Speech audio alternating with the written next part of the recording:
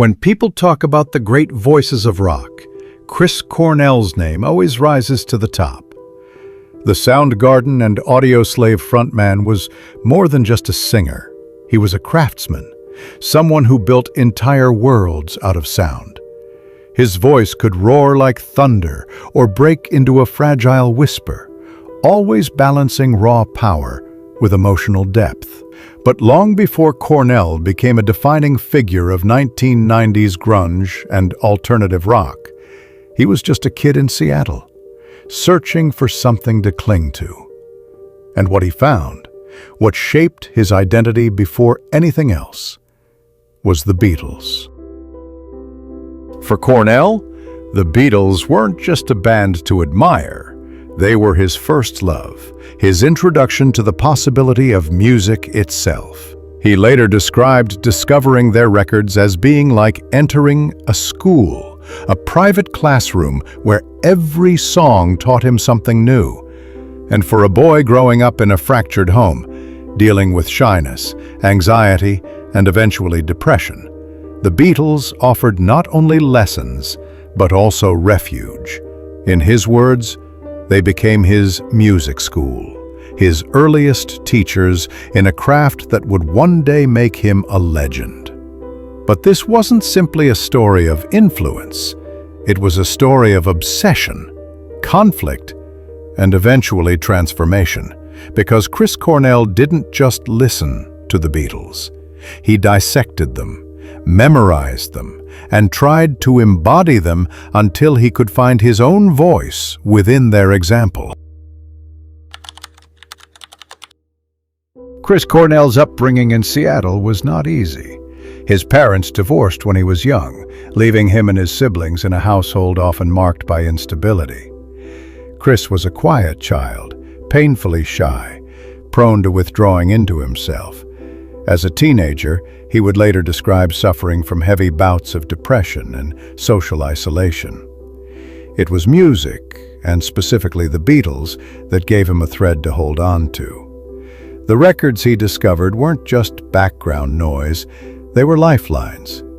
In the grooves of albums like Rubber Soul, Revolver, and Abbey Road, Cornell found an escape from the turbulence around him. For a child who often felt invisible, the Beatles' music made him feel connected to something larger. They were his earliest teachers, showing him how melody, harmony, and lyrics could fuse into something powerful enough to change lives. What made the Beatles different for Cornell wasn't only their popularity, it was their progression. Cornell didn't just hear catchy pop singles, he heard evolution.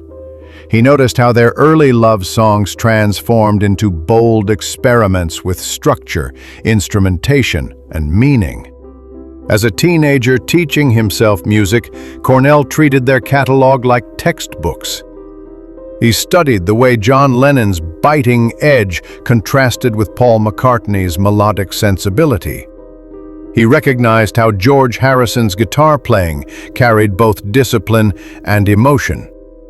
He even noted the role Ringo Starr played in grounding songs with rhythms that were deceptively simple yet impossible to replicate. For Cornell, this wasn't passive listening, it was study. He would later say the Beatles were his foundation, the place where he learned what a song could do. And when he eventually began writing his own music, that early education would shape every chord and lyric.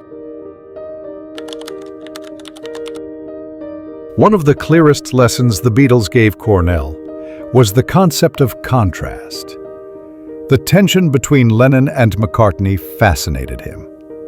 On one side, there was Lennon's rawness, his sarcasm, his anger, his willingness to expose darkness. On the other, McCartney brought structure, melody, and polish. Cornell absorbed both approaches, recognizing that the real magic of the Beatles came from the collision of those two sensibilities. When Cornell later formed Soundgarden, this duality echoed in their music.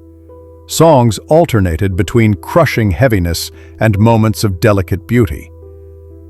Cornell's voice could embody Lennon's grit one moment and McCartney's clarity the next.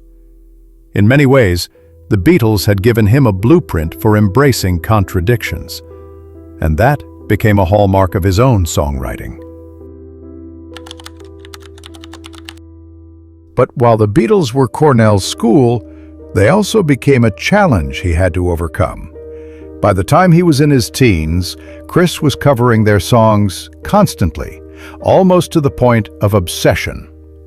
Friends and siblings remembered him playing Beatles tunes for hours, imitating the voices of his heroes. Yet Cornell realized he couldn't just mimic them forever. He had to find his own voice. The risk of being trapped in imitation haunted him. In his later career, he reflected on this tension, loving the Beatles, but knowing that copying them would never be enough. That awareness drove him to push his voice into new territory, exploring extremes that Lennon or McCartney had never attempted. One of the darkest parts of Chris Cornell's early life was his struggle with mental health. By the age of 13, he experienced severe depression that kept him isolated from peers.